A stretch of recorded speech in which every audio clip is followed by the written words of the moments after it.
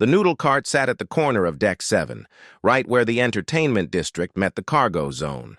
It was a good spot on New Singapore Station. Enough foot traffic to make rent, but not so busy that Marcus Chen had to deal with crowds all day. Marcus wiped down his counter for the third time that hour. Business was slow today. A few Humyn dock workers had grabbed lunch earlier, and one brave Centauri had tried his spicy noodles before deciding human food was aggressively seasoned. That was 2 hours ago. He checked his supplies. The pork broth was simmering nicely, filling the air with the smell of ginger and star anise. His grandmother's recipe passed down through 3 generations.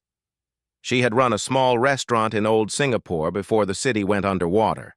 Now Marcus carried on the tradition in space, one bowl at a time. The station's artificial afternoon cycle was winding down. Marcus started to think about closing early when he noticed something unusual at the edge of his cart's designated area. A dragon was watching him. Not a metaphor. An actual dragon from the Drakethi species. Marcus had seen them before on the station, but only from a distance. They were one of the galaxy's oldest civilizations, wealthy and powerful. Most of them wore translator devices and expensive robes, conducting important business in the upper decks. This one was different. She was old. Marcus could tell even though he knew nothing about dragon aging. Her scales were a dull purple color, almost gray in places. She was small for a Drakethi, only about the size of a shipping container instead of the massive sizes he had seen in videos. Her eyes were clouded, and she moved slowly, carefully, as if her joints hurt. She did not wear any robes or translator devices. She just sat there on the deck plating, about 10 meters away, watching his cart with those clouded eyes. Marcus felt uncomfortable. Was she waiting for something? Did she need help? Can I get you anything?" he called out. The dragon did not respond. Maybe she could not understand English. Maybe she was deaf. Maybe she was just tired. Marcus looked at her for a long moment. She looked hungry. No, not just hungry. She looked lonely. He ladled out a bowl of his pork broth, the good stuff he had been simmering since morning. He walked over slowly, not wanting to startle her, and placed it on the deck in front of her. "Here," he said. "On the house." The dragon's head lowered. She sniffed the bowl carefully. Then her long tongue dipped into the broth. She drank it in one smooth motion, tilting her head back. For a moment, nothing happened. Then her eyes seemed to brighten slightly, just a little bit of life returning to them. She looked at Marcus directly for the first time. Without a word, she reached up with one claw and plucked a single scale from her shoulder. It came free easily, too easily. She placed it on the deck next to the empty bowl. The scale was iridescent, catching the station's artificial light and throwing rainbow patterns across the deck. Marcus knew enough about the galaxy's economy to recognize what he was holding. Dragon scales were rare. They were used in high-end technology and luxury goods. This single scale was worth more than his cart, more than everything he owned. "Wait, no, I can't," he started to say. But the dragon was already shuffling away, moving slowly down the corridor until she disappeared around a corner. Marcus stood there, holding an empty bowl and a fortune, completely confused about what had just happened. The next day, at exactly 14 Mars station time, she came back.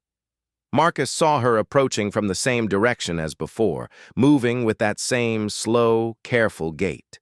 She settled into the same spot, about 10 meters from his cart, and watched him with those clouded eyes. He did not hesitate this time. He prepared a bowl of broth and brought it to her. She drank it. She left another scale. She shuffled away. This became the pattern of Marcus's days. Every afternoon at 14 Dao, the old dragon arrived.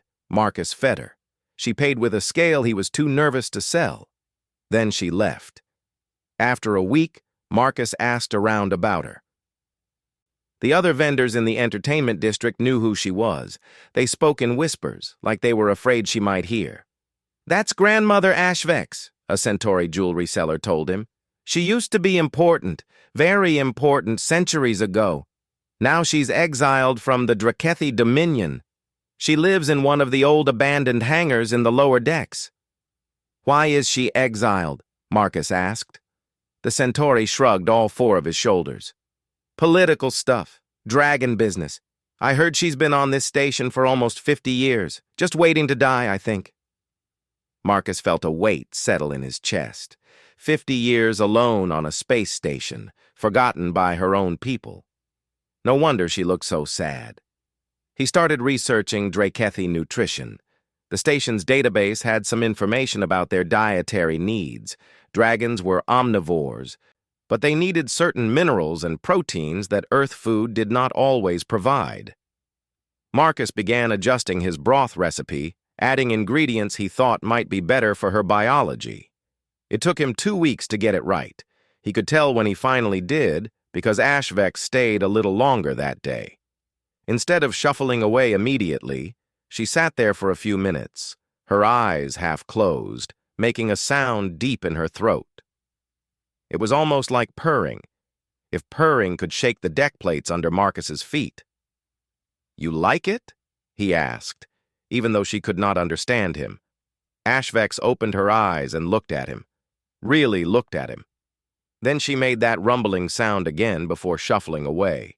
From that day on, Marcus made the special broth just for her. It cost him more in ingredients, but he had a drawer full of dragon scales he could not bring himself to sell. Money was not the issue. He just wanted to make sure she ate well. Other vendors thought he was crazy. "You know she's just a dying old dragon, right?" one human merchant told him. "She's not going to remember your kindness. She's not going to repay you." Marcus shrugged. "She's a regular customer. I take care of my regulars." 3 months passed like this. Marcus's days developed a comfortable rhythm. Morning prep, lunch rush, Ashvex's visit at 14 Wes, evening customers, cleanup. The old dragon became a fixture of his routine, as reliable as the station's day-night cycle. She started staying longer after drinking her broth. Sometimes 15 minutes, sometimes half an hour. She would sit there, her eyes half closed, making that deep rumbling sound that seemed to warm the air around Marcus's cart. He started talking to her during these times. It did not matter that she could not understand English. He told her about his day, about difficult customers, about his grandmother and her restaurant in old Singapore. He told her about why he came to space, looking for adventure and finding instead the simple satisfaction of feeding people. Ashvex listened. Marcus did not know if she understood a single word, but she listened. Then one morning, everything changed. Marcus arrived at his cart at 06 WOW like always, ready to start his prep work. But he could not get close to his usual spot. His cart was surrounded by guards, not station security. These were Drakethi royal guards, 7 of them, each wearing crystalline armor that looked like it cost more than the entire entertainment district. They stood in a perfect circle around his cart, their massive bodies making it impossible for anyone to pass. Behind them stood 3 beings in immaculate robes, carrying data slates that glowed with official seals. They were Drakethi as well, but smaller, sleeker, wearing the kind of expensive clothing that screamed lawyer in any language. An anti-gravity platform hovered nearby, bearing the symbol of the Drakethi Dominion government. Other vendors were keeping their distance, watching from safe positions down the corridor. A crowd was forming. The lead lawyer, a dragon with bright blue scales and calculating eyes, stepped forward. He wore a translator device around his neck, and when he spoke, the words came out in perfect English. "Marcus Chen," the lawyer said, his voice carrying authority and something else. Something cold. "We need to discuss your arrangement with Grandmother Ashvex." Marcus felt his stomach drop. He clutched his ingredient bag tighter, his mind racing through possibilities. What had he done wrong? Was feeding her illegal? Were the scales stolen property? What arrangement, he managed to say. I just give her soup. The lawyer's eyes narrowed slightly. Just soup, for 3 months. Every day at 14 hour station time. You have fed a former Empress matriarch of the Drekethi Dominion, accepted payment in scales, and established regular contact. Former Empress? Marcus felt the words hit him like a physical blow. Ashvex had been an Empress? I didn't know. She never said anything. She doesn't even have a translator. Ignorance of her identity does not change the legal reality, the lawyer said. He tapped his data slate, and a holographic document appeared in the air between them. You have invoked an ancient law called debt of sustenance.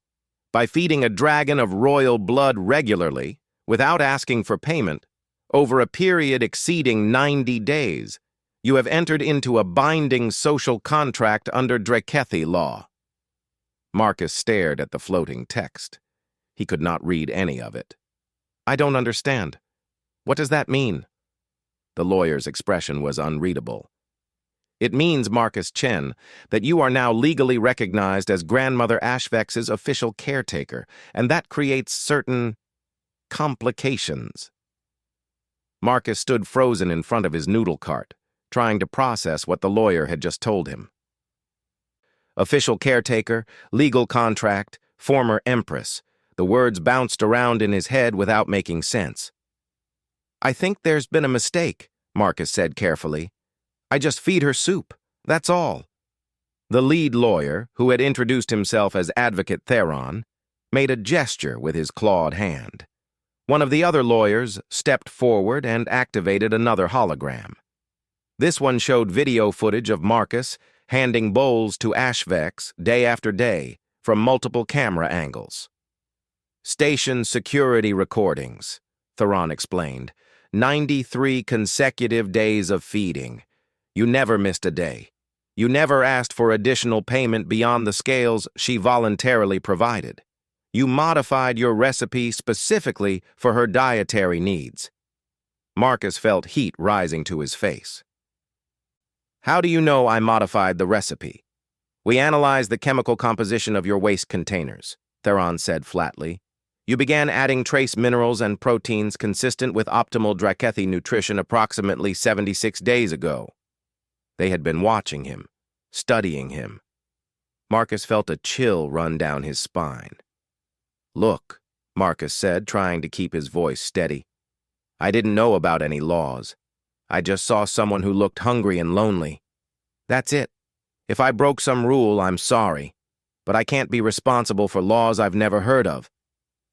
Theron's expression shifted slightly. It might have been sympathy, but Marcus could not be sure. Dragon faces were hard to read. Your ignorance is actually what makes this situation valid, Theron said. The debt of sustenance law requires that the feeding be done freely, without knowledge of potential gain. If you had known who she was, your actions could be dismissed as political maneuvering. But you did not know. That makes it genuine. That makes it binding. Marcus felt like the deck was tilting under his feet. Binding how? What does this contract actually mean? Theron gestured and a new document appeared. This one had English translation running alongside the Drekethi script. As her recognized caretaker, you have certain rights and responsibilities, Theron explained. You are entitled to speak on her behalf in certain legal matters. You have the right to access her living quarters. You have the obligation to provide for her basic needs, including food, shelter, and medical care. Medical care? Marcus's voice cracked slightly. Do you know how big she is? Do you know how much dragons eat? I run a noodle cart. I can't afford to take care of an empress. Former empress, Theron corrected. And yes, we are aware of the financial impossibility of your situation. The lawyer paused, and Marcus caught something in his expression. This was the moment Theron had been building toward. Which is why the Drekethi Dominion government would like to make you an offer.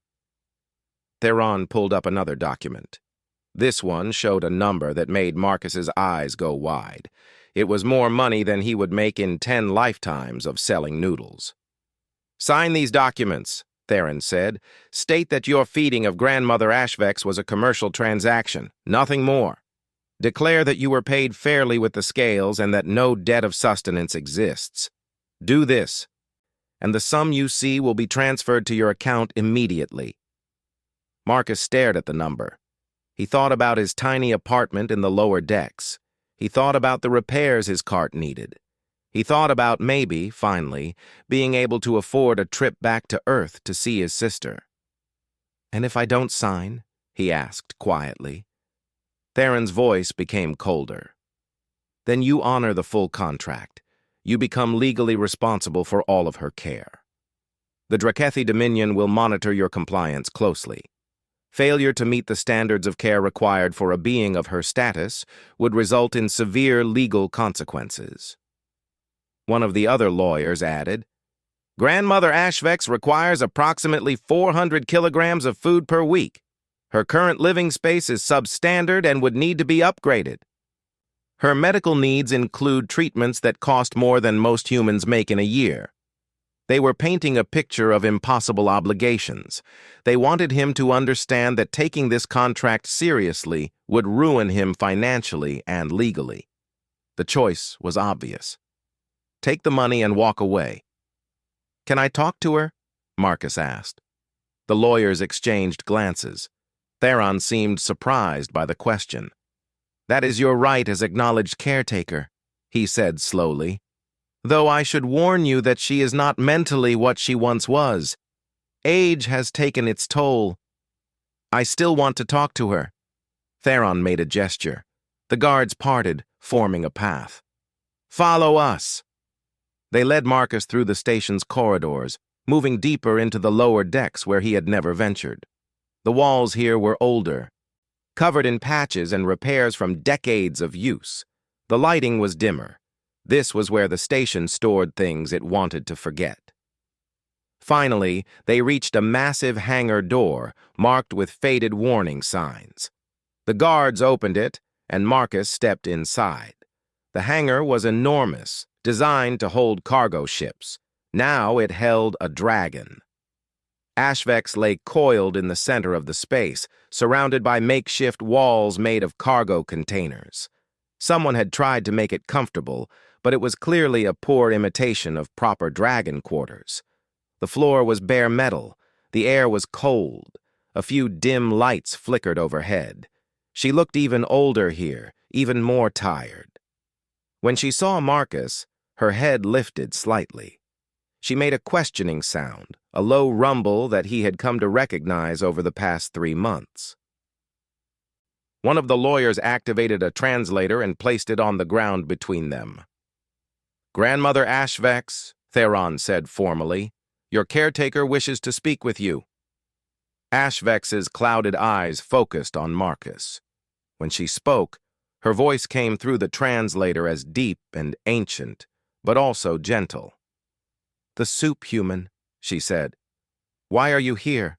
It is not 14 now." Marcus stepped closer, ignoring the nervous shifting of the guards behind him. "They told me about the debt of sustenance, about the contract. I didn't know. I'm sorry if I caused problems." Ashvex was quiet for a long moment. Then she made a sound that might have been a laugh. "You caused problems by being kind," she said. "Yes, that is very human of you." "They want me to sign papers saying it was just business," Marcus continued. "They're offering me a lot of money. But I wanted to ask you first. What do you want?" The dragon's eyes seemed to clear slightly. She looked at him with something like surprise. "What I want," she repeated. "No one has asked me what I want in a very long time." She shifted her bulk, and Marcus heard her joints creak. She was in pain. How long had she been in pain? "I was Empress Matriarch 300 years ago," Ashvex said quietly. "I ruled the Drakethi Dominion for 2 centuries. I made laws. I commanded fleets. I shaped the destiny of my people." She paused, her breathing heavy. Then I disagreed with the council about our expansion policies. I believed we were becoming conquerors instead of explorers. I believed we were losing our honor in pursuit of profit. The council disagreed, so I abdicated rather than continue policies I found unjust. Marcus listened, barely breathing. That was my right under our law, Ashvex continued, to step down with dignity. But the new matriarch, my great-great-granddaughter, wanted more than my throne. She wanted my history erased. She wanted everyone to forget the old ways I represented. So I was exiled, not officially but effectively. No resources, no status, just a slow fade into obscurity. Her voice grew softer. I have been waiting to die for 50 years, alone, forgotten, a relic of an embarrassing past. Marcus felt a tightness in his chest. Then you fed me, Ashvex said, a human who knew nothing of dragon politics or history.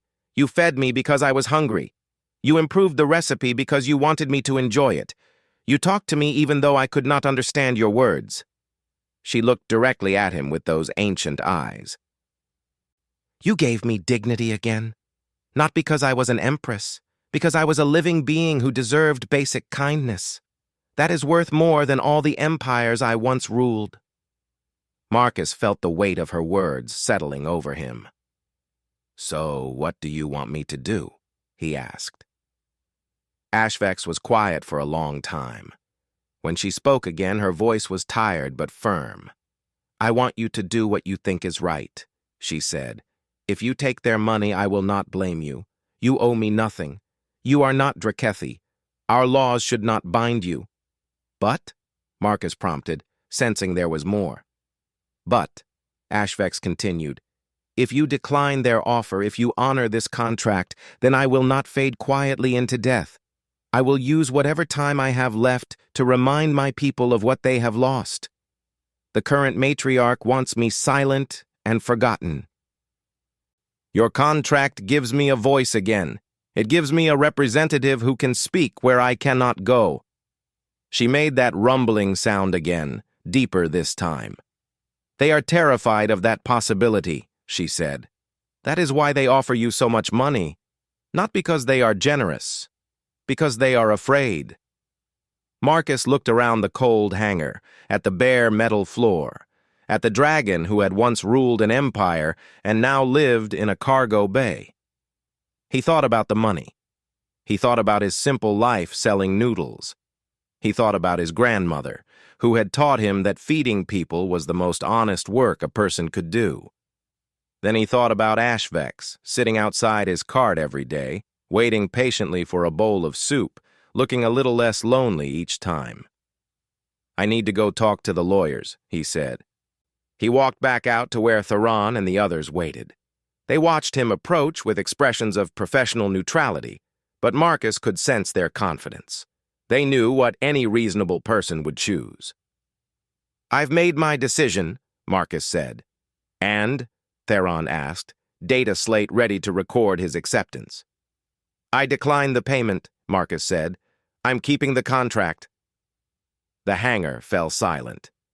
Theron's professional mask slipped for just a moment, showing genuine shock underneath. You understand what you are agreeing to? Theron asked carefully. The financial burden? The legal responsibilities? I understand, Marcus said, his heart pounding but his voice steady. I'm her caretaker. That means I take care of her. Theron's expression shifted from shock to something cold and hard.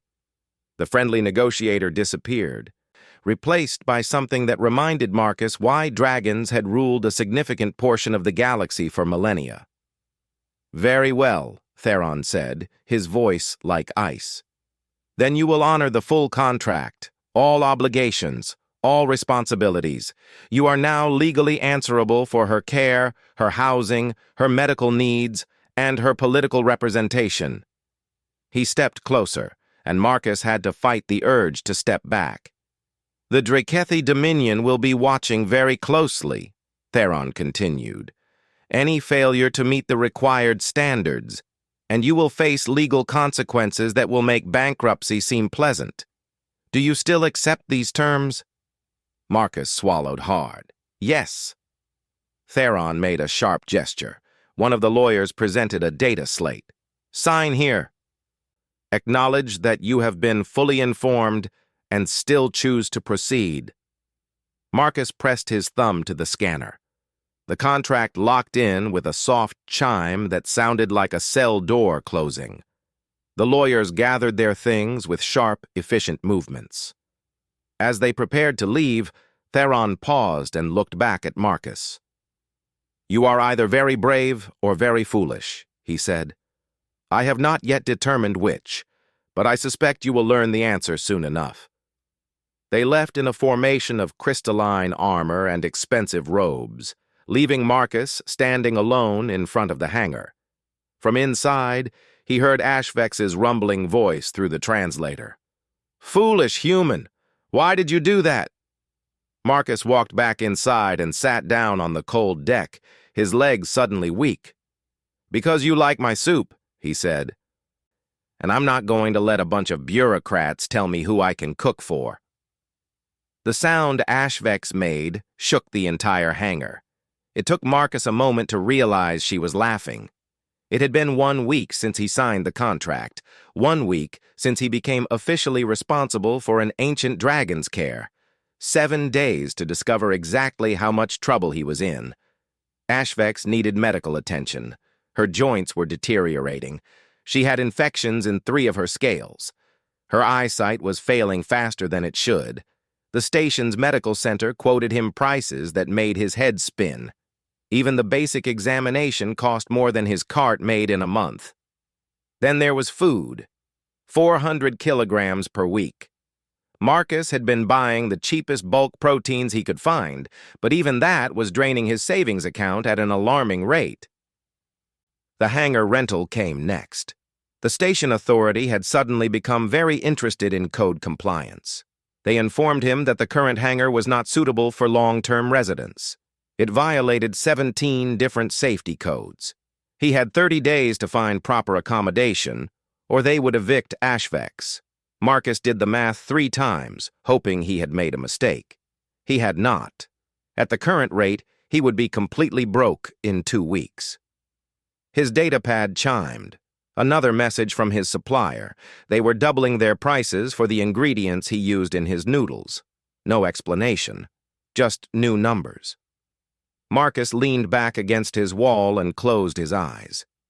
The Drakethi Dominion was squeezing him.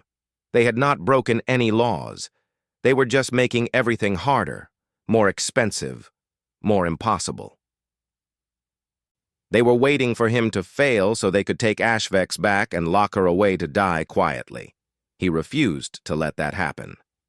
Marcus opened his datapad again and started typing. If traditional methods would not work, he needed to try something very human, something the Drakethi probably would not expect. He created an account on the Galactic Crowdfunding Network. He uploaded pictures of HFY enjoying her soup. He wrote out the whole story, from the first bowl he served to the contract he signed. He explained the political situation as he understood it. He framed it simply: a small person versus a powerful empire, fighting to help someone who deserved dignity. He titled it, "Help Me Feed a Space Dragon," and posted it before he could second-guess himself. Then he went to work, because his cart still needed running and bills still needed paying. The first donation came in an hour later, 50 credits from someone on Mars. The message attached said, "Stick it to those corporate dragons." Then another donation, and another. By evening, the campaign had raised 5,000 credits. By the next morning, it had gone viral across human networks. Humans loved underdog stories. They loved stories about small people standing up to big institutions. They especially loved stories about being kind to someone everyone else had forgotten. The donations poured in, 50 credits, 100 credits. Occasionally, someone would drop 1,000. The comment section filled with encouragement and advice. But it was not just humans. A Centauri nutritionist named Velox contacted Marcus directly. She had specialized in cross-species dietary needs and was bored with her corporate job. She offered to volunteer to create a proper meal plan for HFYs that would be healthier and cheaper than what Marcus was doing. A retired human lawyer from Earth reached out. Her name was Sarah Okonkwo. She was 90 years old with bright eyes that showed through the video call like lasers. "I read your story," Sarah said, her voice sharp and clear. "I practiced interstellar law for 60 years before I retired. I got bored playing cards with other old people. I want to represent you. Pro bono." Marcus felt hope flutter in his chest for the first time in days. "Are you sure? This is against the Drakethi Dominion government." Sarah's smile was fierce. "I spent 40 years fighting corporations and governments who thought they could push people around because they had money and power. The Drakethi legal argument is bureaucratic nonsense, and I am very good at cutting through nonsense. Let me look at your contract." Marcus sent her everything. Sarah spent 3 days reviewing the documents, while Marcus continued running his cart and feeding HFYs. The crowdfunding campaign passed 50,000 credits. People from across the galaxy were watching now, invested in this small human's fight. Sarah called him back with news. "I found something," she said, and her smile was the kind that made lawyers on the opposite side very nervous. "The Drakethi are trying to bury you in obligations while pretending you have no real rights." But they made a mistake. She pulled up a section of Drakethi law, highlighting specific passages. "As HFY's caretaker, you have the right to petition for her restoration to the Council of Matriarchs," Sarah explained. "Not as ruler, as an advisory member. It's a position guaranteed to all living former empresses under their own constitutional law." Marcus leaned forward. "Would that help her?" "It would give her official status again," Sarah said. "Resources, medical care, a voice in government. Everything the current matriarch has been denying her. Why hasn't she done this herself?" "Because she abdicated," Sarah explained. "She gave up her right to petition on her own behalf. But you did not abdicate anything. You are her legal representative. You can petition for her." Marcus felt his pulse quicken. "Would they have to accept?" "They would have to respond," Sarah said, "and their response would be public record. Right now, they have been denying her quietly, unofficially.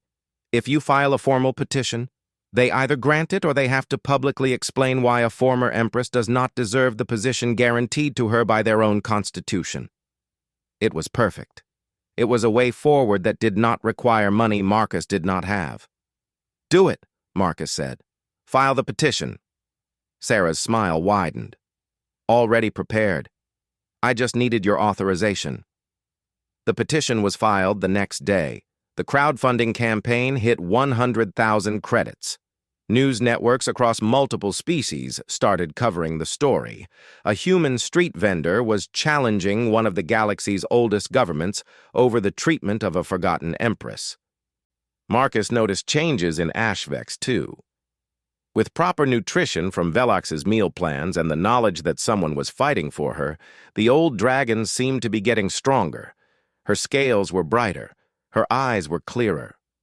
She started telling Marcus stories through the translator about the old Drakethi Empire, before it became focused only on expansion and profit. She spoke of poetry competitions between dragons, of star gardens where they grew plants from 100 worlds, of a time when her people valued wisdom and beauty as much as wealth and territory. Young Drakethi started appearing at the station. They came in small groups, cautious and curious. They wanted to see the legendary grandmother HFY.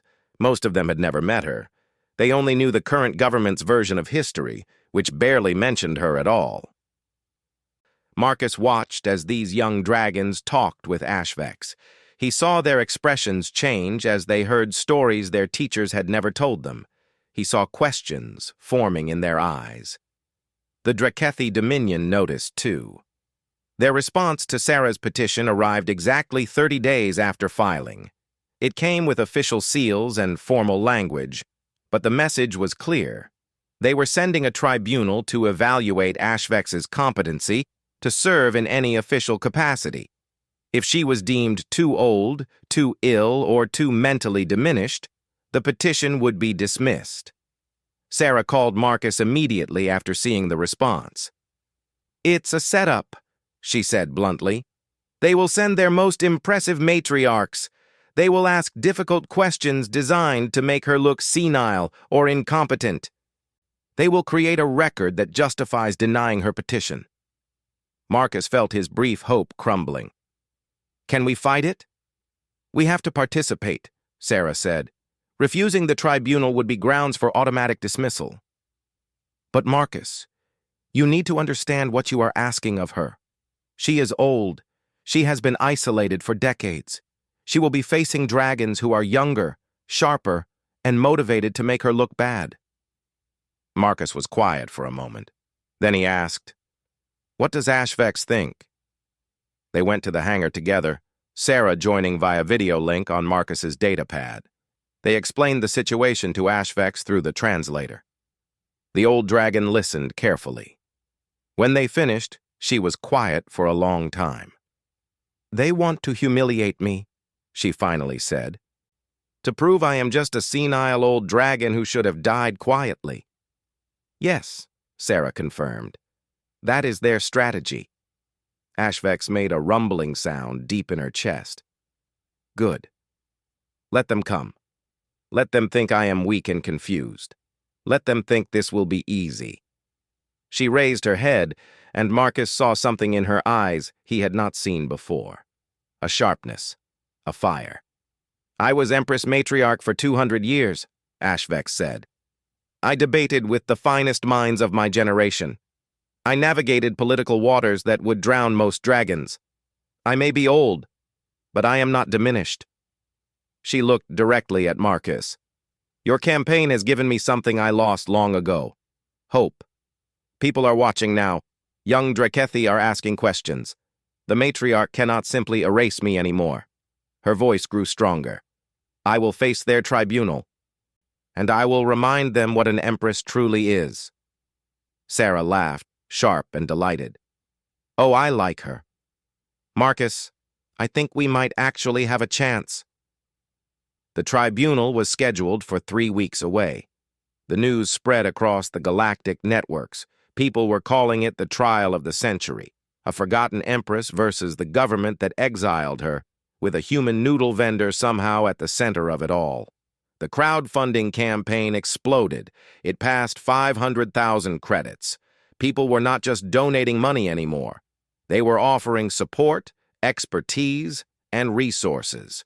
A medical team volunteered to examine Ashvex and document her actual health status. Engineers offered to upgrade the hangar for free. Teachers started creating educational materials about Drakethi history that included Ashvex's reign. It was becoming more than just Marcus helping one old dragon. It was becoming a movement. Marcus continued his daily routine. Wake up, prep the cart, serve customers, bring Ashvex her soup at 14 now, talk with her for an hour, return to work. The campaign and the legal battle swirled around him, but he kept that one thing consistent. Every day at 14 Lao, he brought her soup. They talked. She told stories. He listened. "Are you nervous about the tribunal?" he asked her one afternoon, a week before the scheduled date. Ashvex made a sound like a chuckle. "I am ancient, Marcus Chen. I have faced wars and betrayals and the slow decay of time itself. 3 matriarchs asking me questions does not frighten me."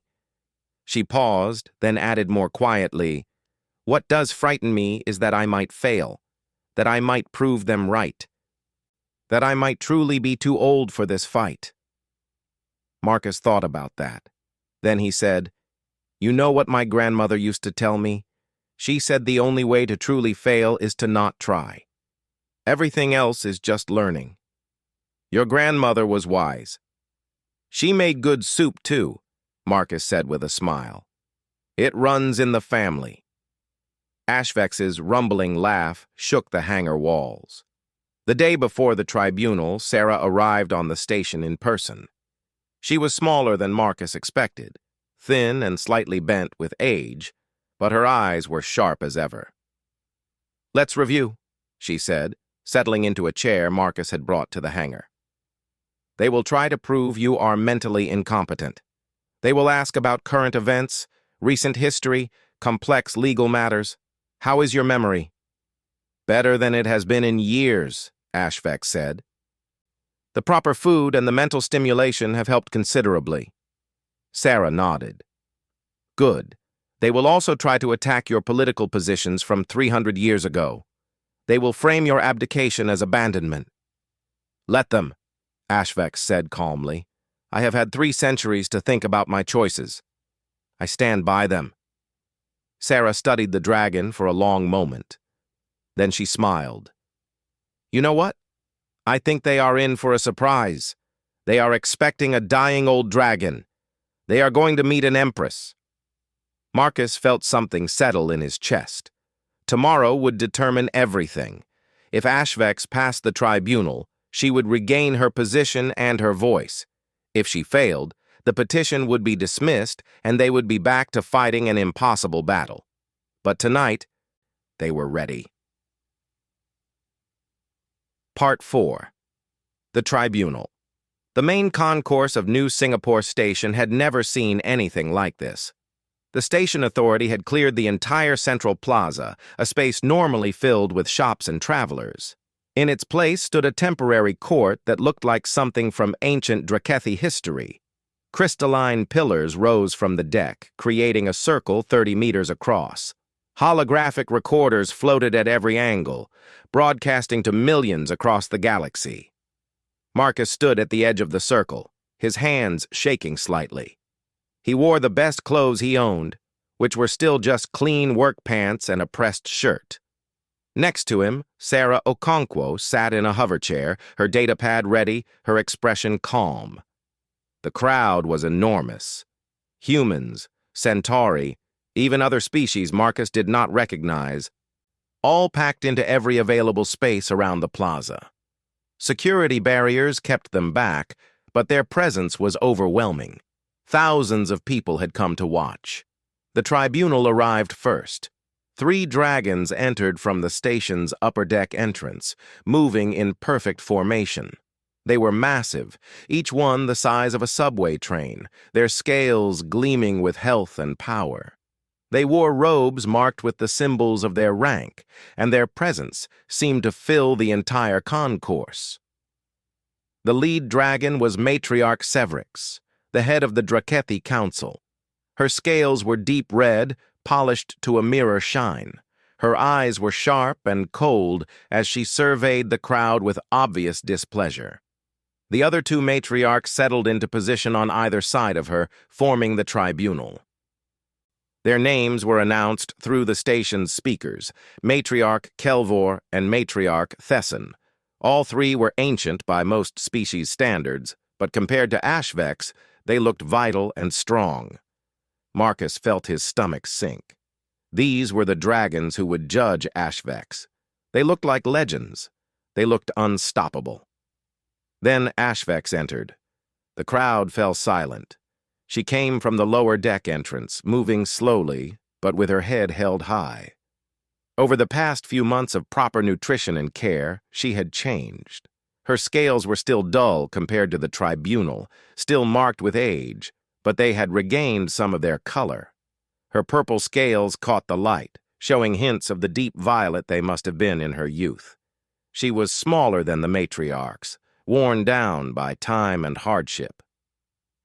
But she carried herself like what she had been. An empress. Marcus felt his throat tighten. This was really happening. HFY settled into the center of the circle, coiling her body in the formal position of a dragon being judged. The translator device had been upgraded for the tribunal, ensuring every word would be heard clearly. Matriarch Severix spoke first, her voice amplified across the concourse. "Grandmother HFY," she began, her tone formal but with an edge of something harder underneath. "You have petitioned through your human representative, to be restored to the Council of Matriarchs in an advisory capacity. This tribunal has been convened to determine if you possess the mental and physical capacity to serve in such a role. Ashvex inclined her head slightly. I understand, Matriarch Severix. Then let us begin, Severix said. She gestured to one of the other matriarchs. Matriarch Kelvor will begin the examination. Kelvor, a dragon with golden scales, leaned forward slightly. Grandmother Ashvex, can you tell us the current date according to the Dracathi calendar? Year 3247 of the 7th dynasty, Ashvex answered immediately. Cycle of the Silver Moon, 3rd quarter. And who is the current Empress Matriarch? Matriarch Vaisha, my great-great-granddaughter, who ascended to the throne 273 years ago. Kelvor's eyes narrowed slightly. The answer was correct, delivered without hesitation. What was the outcome of the Battle of Terminus Gate? Kelvor asked, shifting to a historical question. The Dracathi Third Fleet defeated the Krell invasion force, Ashvex said. However, the victory was costly. We lost 40% of our ships, and the gate itself was damaged beyond repair. The battle marked the end of Dracathi expansion into the Outer Rim. Marcus watched the tribunal carefully. They were testing her memory, trying to find gaps or confusion. But Ashvex answered each question with calm precision. Matriarch Thesson took over next. Let us discuss your abdication, grandmother. You left the throne during a critical period of expansion. Many considered this an abandonment of duty. Do you acknowledge this? The tone had shifted from testing memory to testing judgment. This was where they wanted her to fail. Ashvex was quiet for a moment. When she spoke, her voice was steady. I do not acknowledge it as abandonment, she said. I acknowledge it as a choice made with full awareness of its consequences. Explain, Severix commanded, speaking for the first time since the examination began. The council at that time wished to pursue aggressive expansion, Ashvex said. Not exploration, not partnership, conquest. We were becoming an empire built on subjugation rather than cooperation. I argued against this policy for decades. She paused, her gaze sweeping across the tribunal. When it became clear that the council would proceed regardless of my objections, I had two choices. I could remain as empress and be complicit in policies I believed were unjust, or I could abdicate and maintain my integrity. I chose integrity. And in doing so, you weakened the Dominion during a crucial period, Severix said sharply. Your abdication created a power vacuum that took decades to resolve. Yes, Ashvex agreed. It did. That was unfortunate but necessary. A leader who cannot lead according to their principles is no leader at all. They are simply an administrator of others' will. Murmurs rippled through the crowd. Marcus saw young Dracathi in the audience leaning forward, their expressions intense. Severix's composure cracked slightly. You speak of principles, but where were those principles when your people needed you? Where were you for the past 3 centuries while we built the Dominion into what it is today? Ashvex's eyes met Severix's directly. I was here, forgotten, erased from your history. You did not want my principles, Matriarch Severix. You wanted me silent.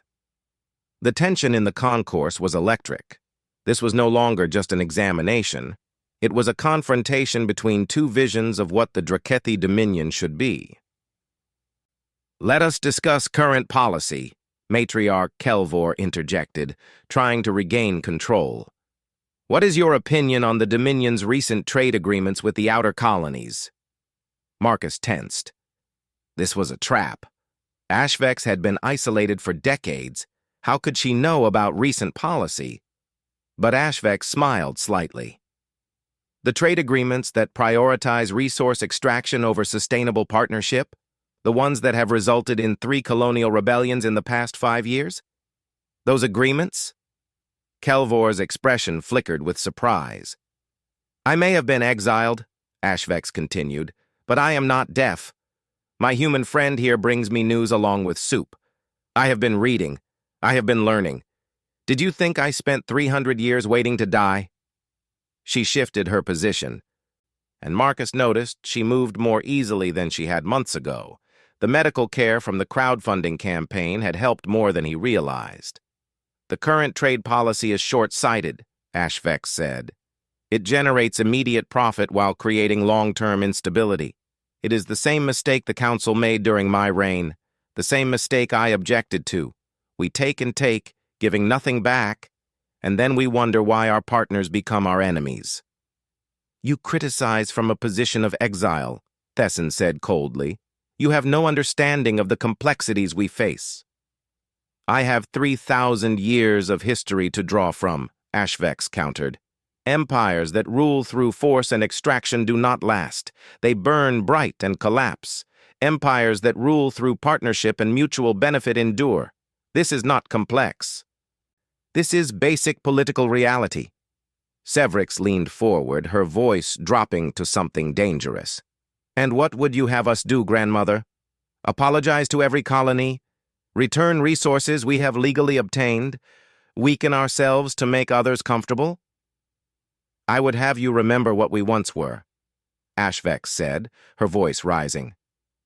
"Before we became merchants counting credits, before we became conquerors measuring territory, we were poets. We were philosophers. We were builders of beauty." She looked around the concourse at the crowd watching with rapt attention. "I would have you remember that power without wisdom is just violence with better equipment, that wealth without purpose is just hoarding, that an empire that makes everyone around it miserable will eventually stand alone." The silence that followed was absolute. Then HFY did something unexpected. She began to recite poetry. It was ancient Drakethi verse from the 3rd dynasty, thousands of years old. The words flowed from her like music, deep and resonant. The translator could not fully capture it, but even in English, Marcus felt the power of the language. It was a poem about a dragon who flew so high chasing the sun that she forgot the ground beneath her. When she finally fell, there was nothing left to catch her. When HFY finished, several of the young Drakethi in the crowd had tears in their eyes. "That poem was written by Empress Kalthara," HFY said quietly. "She ruled during the Age of Expansion 5,000 years ago. She wrote it as a warning to her successors. We stopped teaching it 300 years ago. I wonder why." Matriarch Sevrix's expression was cold fury barely contained. This examination was supposed to prove HFY was a senile old dragon. Instead, she was delivering a master class in Drakethi history and law, challenging the current government's entire approach with the weight of millennia behind her. "Your memory is clearly intact," Sevrix said through clenched teeth. "Your knowledge of history is comprehensive. But tell me, grandmother, do you truly believe you can serve on the council? You are old. You are ill. You have been disconnected from politics for centuries." HFY met her gaze calmly. "I am old, yes, but age is not the same as incompetence. I am ill, but recovering with proper care. And I have been disconnected from your politics, which may be precisely why my perspective is valuable." She paused, then added, "You asked if I can serve. Let me answer with a question of my own. Can the Council afford not to have at least one voice that remembers what we were before we became what we are?" The crowd erupted. Some cheered, others argued. The noise level rose until station security had to call for order. Sarah Okonkwo leaned over to Marcus and whispered, "She is destroying them." Marcus nodded, unable to speak. He had never seen anything like this. HFY was not just defending herself. She was putting the entire Drakethi government on trial. Matriarch Sevrix raised her voice over the crowd. "Silence!" The noise died down gradually. "This tribunal will adjourn to deliberate," Sevrix announced. "We will return with our decision within the hour." The 3 matriarchs withdrew to a private chamber the station had prepared. The crowd remained, buzzing with conversation and speculation. News feeds across the galaxy were exploding with commentary. Marcus went to Ashvex's side. "Are you okay?" he asked quietly. The old dragon looked tired, but her eyes were bright. "I am better than I have been in centuries," she said. "Whatever happens now, thank you, Marcus Chen. You gave me this chance." Sarah joined them, her expression thoughtful. "They are in a difficult position. If they deny the petition now after that performance, it will look like political persecution. But if they grant it, they will have a voice on the council that challenges everything they do." "What do you think they will decide?" Marcus asked. Sarah smiled grimly. "I think Matriarch Sevrix is going to try one more move. She cannot deny the petition outright anymore. But she can make the conditions so difficult that you cannot fulfill them." She was right. When the tribunal returned, Sevrix's expression was controlled rage wrapped in diplomatic language. "After careful deliberation," she announced, "this tribunal finds that Grandmother Ashvex possesses sufficient mental and physical capacity to serve in an advisory role on the Council of Matriarchs." The crowd erupted in cheers. Marcus felt relief flood through him, but Sevrix was not finished. "However," she continued, her voice cutting through the celebration, "there are conditions that must be met. If Grandmother Ashvex is to serve on the council, she must reside in the Dominion capital. She must attend all sessions in person, and her official representative and translator must accompany her." Sevrix's eyes locked onto Marcus. "Marcus Chen, as her legally recognized caretaker, you are that representative. You must relocate to the capital. You must be available for all council sessions. You must provide her with the standard of care befitting her status." Sarah's hand tightened on her datapad. This was the trap. "Can you do this, Humyn?" Sevrix asked, her voice dripping with false concern. "Can you leave your home, your business, everything you know? Can you provide the level of care required in an environment where you have no support, no resources, no friends?" The message was clear. Accept these terms and be crushed by impossible obligations in a foreign place. Or refuse and prove that Marcus's compassion had limits. The entire galaxy waited for his answer. Marcus looked at his noodle cart sitting in the corner of the concourse. He had built his entire life around that cart. It was simple, predictable, safe. Everything he had worked for was here on New Singapore Station. Then he looked at Ashvex, who was watching him with those ancient eyes. She had spent 300 years in exile, alone and forgotten, waiting to die. He had given her 3 months of companionship and soup. She had given him purpose. The decision was not as hard as Matriarch Sevrix thought it would be. "I will need to hire someone to run my cart," Marcus said clearly. "And I am bringing my cooking equipment. I am not letting her eat whatever processed food you serve at government functions." The concourse fell silent for a moment. Then Ashvex made that deep rumbling sound that shook the deck plating. She was laughing. Sevrix's expression turned to stone. "You accept these terms?" "Yes," Marcus said. "I accept."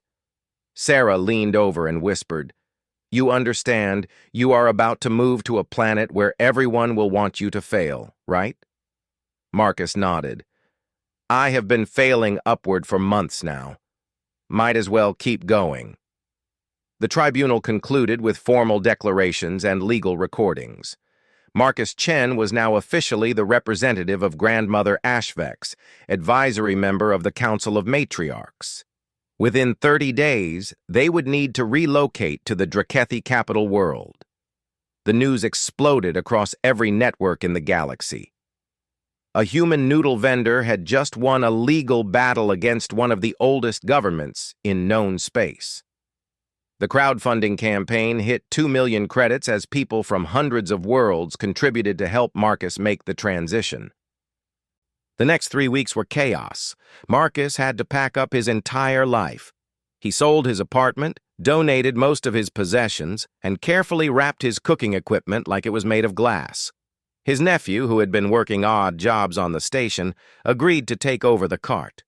"You are crazy," his nephew said while helping him pack. "You know that, right?" "Probably," Marcus agreed, "but it is the good kind of crazy." The medical team finished their treatment of HFX. Her infections cleared up, her joints were given anti-inflammatory treatments, her eyesight improved with specialized care. She would never be young again, but she was healthy for a dragon of her age. More young Drakethi came to visit her before she left. They asked questions about the old empire, about the poetry and philosophy that had been lost. HFX answered each question patiently, planting seeds of ideas that would grow long after she was gone. Sarah Okonkwo helped Marcus navigate the legal complexities of becoming an official diplomatic representative. She made him memorize protocols, taught him how to read Drakethi body language, and prepared him for the political battlefield he was entering. "They will try to isolate you," Sarah warned. "They will try to make you feel small and out of place. Do not let them. You have already proven you belong there by winning this fight." On the day of departure, hundreds of people gathered at the station's main dock to see them off. The Drakethi government had sent a ship, a sleek vessel that was probably designed to make Marcus feel intimidated by its luxury. He walked up the ramp carrying a bag of his belongings in one hand and his grandmother's wok in the other. Behind him, HFX moved slowly but steadily, her head high. The journey to the Drakethi capital took 3 days. Marcus spent most of it in his assigned quarters, which were larger than his entire apartment had been. He felt lost in all that space. On the second day, HFX sent for him. He found her in the ship's cargo hold, which had been converted into temporary quarters for her. "Are you nervous?" she asked through the translator. "Terrified," Marcus admitted. "I have no idea what I am doing." "Good," HFX said. "Confidence without knowledge is dangerous. Fear with determination is wisdom." She shifted her bulk, settling more comfortably. "They will test you, Marcus, not with tribunals or formal challenges. With small cruelties, social exclusion, subtle disrespect, they will try to make you quit." "I am not going to quit," Marcus said. "I know," HFX replied. "That is why I chose to accept your soup all those months ago. I saw something in you. Stubbornness. The best kind of stubbornness." The ship arrived at the Drakethi capital on a clear morning. Marcus pressed his face to the viewport and stared. The planet was beautiful. Crystal spires rose from floating gardens. Waterfalls defied gravity, flowing upward in spirals of mist and light. Ancient trees the size of skyscrapers created forests in the sky. It looked like something from a dream. They landed at the government complex, a massive structure of crystalline architecture and flowing water. Dragons moved through the spaces with casual grace, their scales gleaming, their voices creating harmonies that Marcus felt in his bones. He had never felt more out of place in his life. A delegation met them at the landing pad. Not Matriarch Severix, but lower-ranking officials whose job was to show Marcus and HFX to their assigned quarters and explain the rules. Marcus's apartment was in a tower reserved for diplomatic staff. It was enormous and empty and completely impersonal. But it had a kitchen. A huge kitchen with equipment he barely recognized. HFX's quarters were in an adjacent building connected by a covered walkway.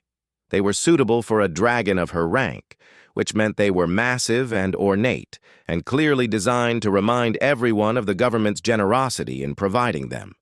The first council session was scheduled for the next day. Marcus spent the evening unpacking his cooking equipment and trying not to panic. He received messages from across the galaxy, people sending encouragement and support. The crowdfunding campaign had raised enough money to sustain them for at least a year, maybe longer if Marcus was careful. Sarah called via video link. "Remember," she said, "you are not there to make friends. You are there to support Ashvex and help her speak truth to power. Let them be uncomfortable. Let them struggle with having a human in their government. That discomfort is the point." The next morning, Marcus dressed in the formal clothes that had been provided for him.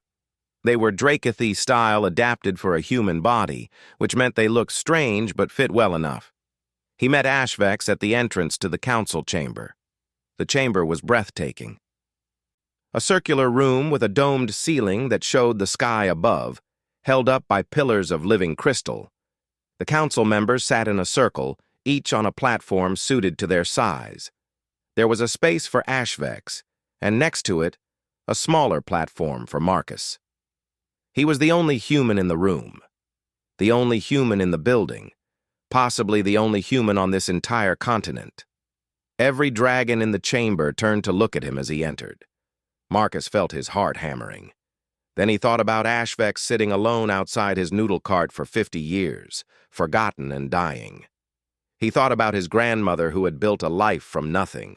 He thought about every underdog who had ever refused to quit. He walked to his platform and sat down. The session began. It was boring, spectacularly boring. They discussed trade routes and resource allocation and regulatory frameworks.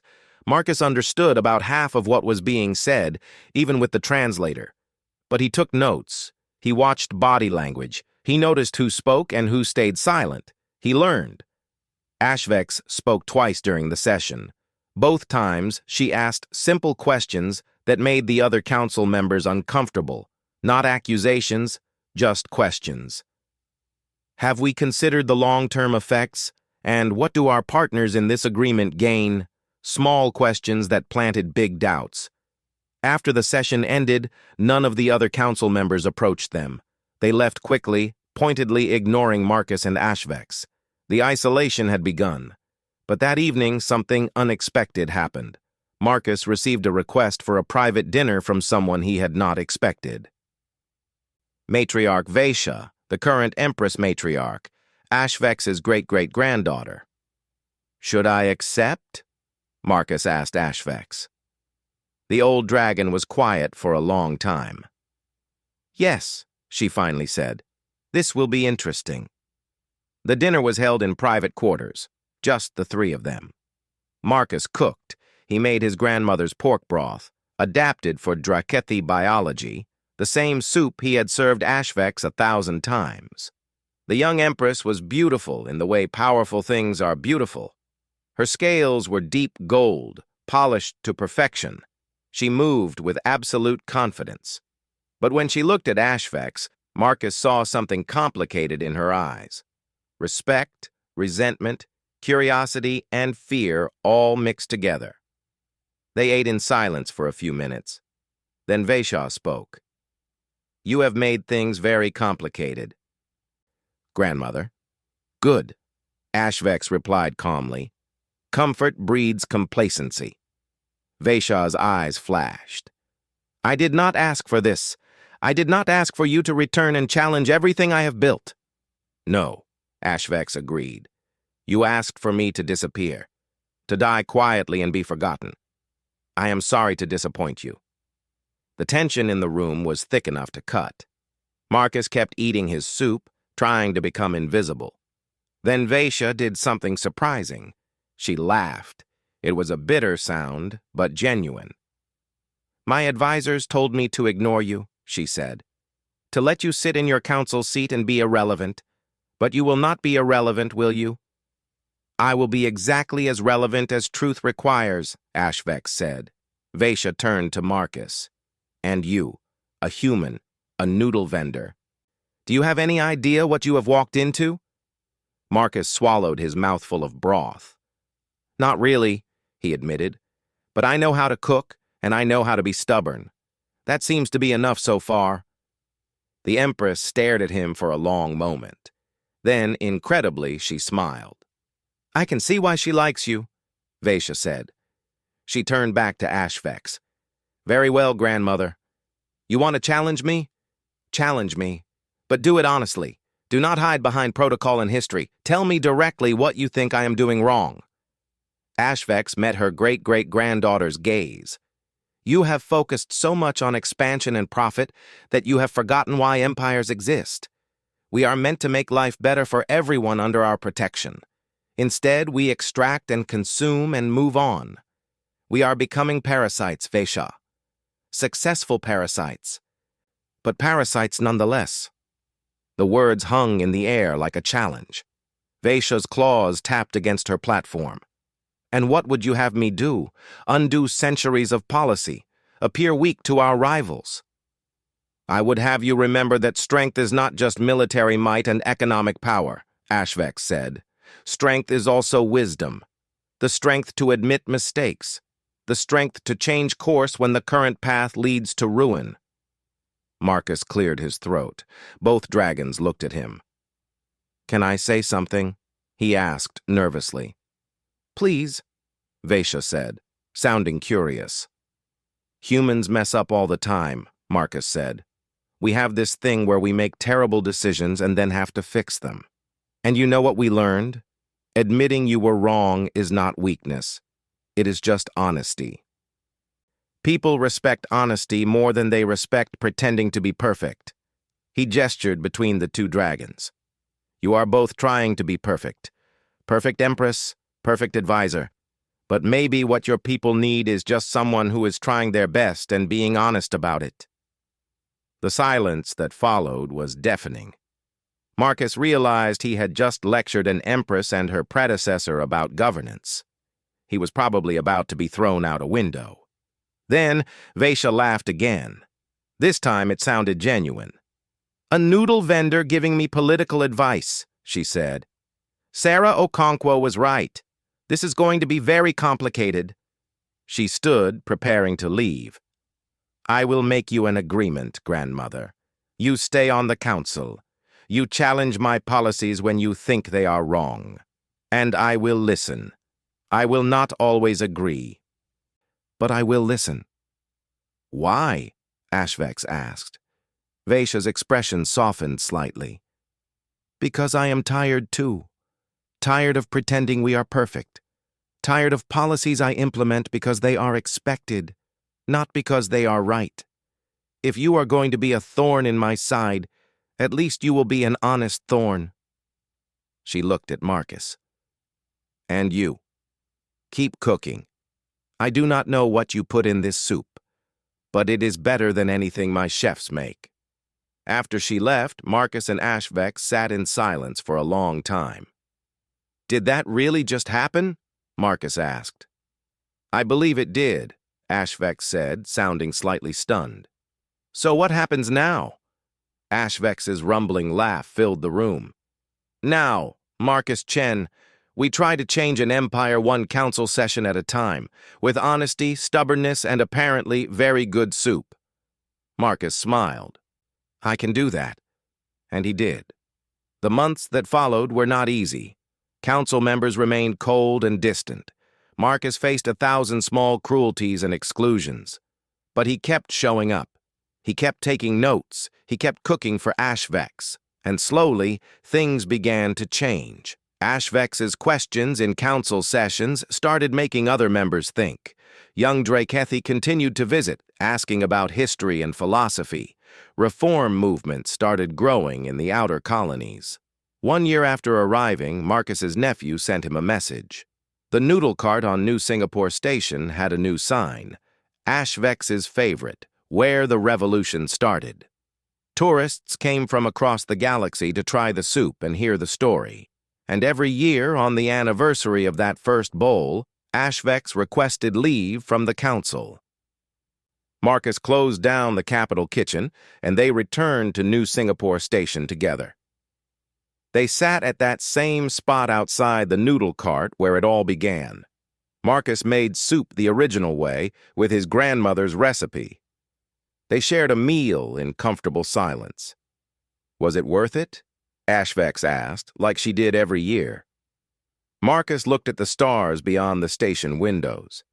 He thought about council chambers and political battles and impossible challenges overcome. He thought about finding purpose in feeding people, whether they were lonely humans or exiled empresses. Yes, he said simply. Ashvex rumbled with satisfaction. Good soup.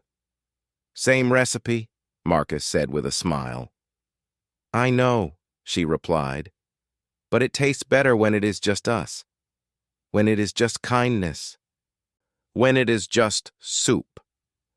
The human and the dragon sat together while the galaxy spun around them, a little bit better than before because someone had chosen compassion over convenience, stubbornness over surrender, and connection over isolation.